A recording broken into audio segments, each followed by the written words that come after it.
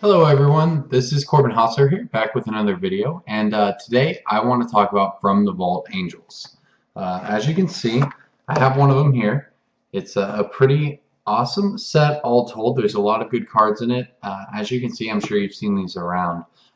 So From the Vault Angels is the latest in a long line of the From the Vault sets that have been going on, I think, for 8 years now.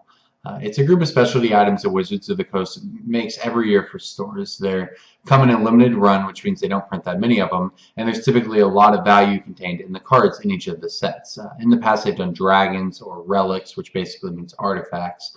They did a lands one. So you kind of see they stay on theme, and this year's theme is angels. So before I delve into whether or not it's really worth it to buy these, I first want to talk about exactly what these are. Wizards knows when they put together a product like this, the price of the cards needs to match the MSRP or the manufacturer suggested retail price of what's in the box. Or distributors will simply open the boxes and sell the cards inside at the higher value rather than sell the boxes themselves. And that's not really what they always want. That keeps the value out of the hands of the players it's meant to get to, and instead, kind of keeps it in the system. So, and that's why you see a lot of things like the commander sets when they come out. They don't, plug them full with a lot of value, and that's why when something like conspiracy comes out, they want those cards to be able to get to the players they're meant for. So they don't necessarily just make them, really disparate with the price of the cards inside and the price of the pack. But from the vaults, they've done something a little different. These have been sort of a lifeline to dealers and your local gaming store. The manufacturer suggested retail price of these is $35, but the sets have almost always contained more value than that. Stores get these at their regular price, but they're able to sell them for more than that $35 MSRP, and players are happy to pay that price because the cards inside of it are worth money, and the dealers get more than the MSRP for it. Kind of everyone's happy. It's a popular thing for stores to get in. There's always a rush for them. It's a product that's really easy for them to move. From the Vault Angels isn't really that much different. The cards inside are worth a lot more than the $35 that the MSRP is. So the question is, what should you do with a box of this? Is it worth it for you to get one? So today, if you were to buy all of the cards inside of this From the Vault Angels box, they total up to about $135. In other words, $100 more than the MSRP of the box. So given that these boxes haven't really been selling to that $35 mark unless you're one of the lucky ones who has a local gaming store that will honor that price. If you look on eBay or something like that, these boxes sealed typically go for $75 to $80. So the question of whether or not you should buy one seems simple. If you're one of the lucky people who is able to get one at MSRP, you absolutely want one.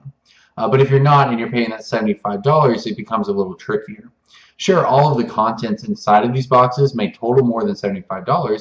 We said they come up to about $135. But how much of that are you really going to use? That value goes down. There's 15 cards in it, and it's spread out a little top heavy. Avacyn Angel of Hope is the leader at $30, but there's also some cards in it that I think you're maybe not going to use. Of course, your Avacyn or your Aurelia, your Iona, those are great in basically whatever format you play, and you want those cards. But do you really need Sarah Angel or Iridescent Angel or Lightning Angel or anything like that that doesn't really see any play anywhere? That's kind of the question there. So it's a stretch to believe you're going to use more than maybe a handful of cards from this set. Maybe there's 3, 4, 5 cards you're going to get out of this box that you're going to want to use. So given that, what are you going to do with the rest of those cards? They're just going to sit in your binder. Do you really think there's going to be a line of players who want that Sarah Angel? Probably not. So if you're going to buy a box just to use 4 or 5 cards, that can be great, but it's not necessarily the best way to go about it. The truth is, in almost all cases, you can just buy the singles, those 5 cards that you want to use, for less than the $75, $80 these boxes are going for on eBay.